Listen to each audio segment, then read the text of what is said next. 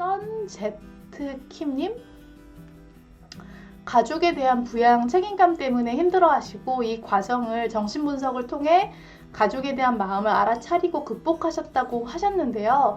이 과정에서 부모님과 이에 대해서 어떻게 대화를 하셨나요? 저도 비슷한 케이스인데 이런 부분에서 엄마랑 이야기를 하면 제 입장을 이해를 못하고 저도 엄마에 대해서 섭섭하고 대화가 이루어지지도 않고 서로의 상처가 더 깊어갑니다. 네, 참 이게 어려운 문제 같아요. 이게 가족이라는 존재는 우리에게 가장 가까우면서도 가장 아프게 하는 존재가 아닌가라는 생각이 들어요. 왜냐면 우리가 어렸을 때는 부모님이 정말 하느님 같은 존재였어요. 왜냐면 우리 부모가 우리를 먹여주지 않고 보살펴주지 않으면 우리는 죽을 수밖에 없는 그런 나약한 존재였단 말이에요. 그렇기 때문에 부모라는 존재는 우리에게 굉장히 중요하고, 그런데 이 부모들도 이 부모 역할을 처음 하다 보니까 서툰 거예요. 특히나 본인들이 사랑받아 본 적이 없는 부모들은 자기가 하는 행동이 틀린 줄도 모르고 그게 상처가 되는 줄도 모르고 아이들을 키웠단 말이죠.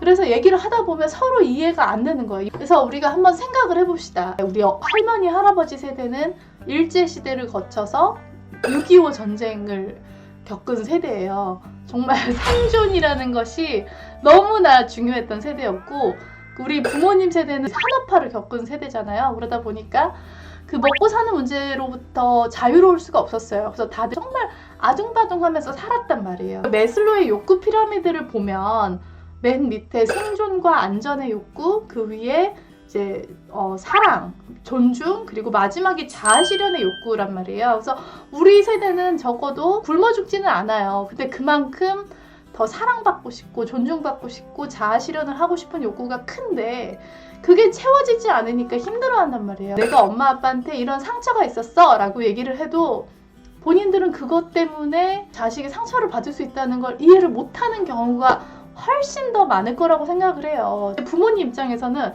야, 이렇게 먹고 살면 됐지, 너는 왜 고마운 줄을 모르냐, 대부분이 그렇지 않을까라고 생각을 하는데, 그거는 내가 일방적으로 상대방한테 나를 이해해달라고 얘기를 한다고 되는 게 아니고 서로가 서로를 이해를 해야 될 것 같아요. 저 같은 경우도 저희 엄마 아빠를 바꿔보려고 참 노력을 많이 했어요. 특히나 제 입장에서는 오죽하겠어요. 저는 부모님을 위해서 그렇게 힘들게 일해서 뭐 빚도 갚아줬죠, 집도 사줬죠, 노후 대책까지 제가 해서 생활비까지 매달 보내줬단 말이에요. 지금은 제가 이제 형제들하고 나눠서 하지만 몇 년을 제가 혼자 일방적으로 독박 부양을 했어요. 그러면 부모님이 행복해질 줄 알았어요. 근데 그게 아니라 계속 싸우고 우리만 보면 온갖 하소연을 하고 너무 힘들게 하니까 화가 나는 거예요. 그래서 두 분을 뭐 캠프에도 보냈는데 무슨 그 치유 캠프에서도 서로 싸우고 돌아왔어요.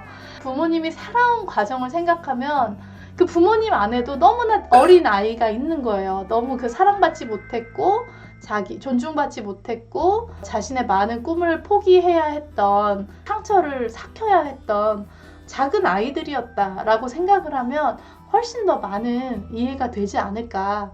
그리고 이 마음스파 책에도 썼지만 제가 삼중 추돌 사고라고 표현을 했잖아요. 부모님은 이렇게 뒤에서 박은 차 때문에 앞차를 박은 중간에 껴있는 세대일지도 모른다라는 생각이 들어요. 그래서 이제 저희 세대가 그게 중요한 것 같아요. 지금 젊은 친구들이 우울증을 많이 겪고 마음이 많이 힘들어하고 자존감과 정체성에 문제가 많잖아요. 이거는 지금 젊은 세대들이 나약해서가 아니에요. 그게 아니고 이제서야 우리가 그 마음을 들여다볼 수 있는 여유가 생긴 거예요. 3대에 걸쳐서 대물림되어 왔던 트라우마를 우리가 이제서야 들여다볼 수 있는 여유가 생긴 첫 세대가 아닌가. 그래서 우리 지금 젊은 세대들이 내 마음을 잘 이렇게 치유하고 더 정신적으로 건강한 사람이 되어야 우리 자식들은 훨씬 더 행복한 아이들로 키우고 그래서 더 행복한 세상을 만들 수 있지 않을까. 그러기 위해서는 내가 먼저 나를 포용해주고 아껴주고 치유하고, 그러다 보면 이게 내가 먼저 치유가 되면 상대방을 이해하게 되는 시점이 옵니다. 사람마다 상처의 깊이나 그런 트라우마가 다 다르기 때문에 어떤 사람은 뭐 책 한 권 읽고도 해결이 되는 사람이 있고 어떤 사람은 정말 장기적으로 상담을 받아야 되는 경우도 있을 거예요. 그래서 사람마다 방법의 차이는 조금씩 있지 않을까라고 생각이 들어요.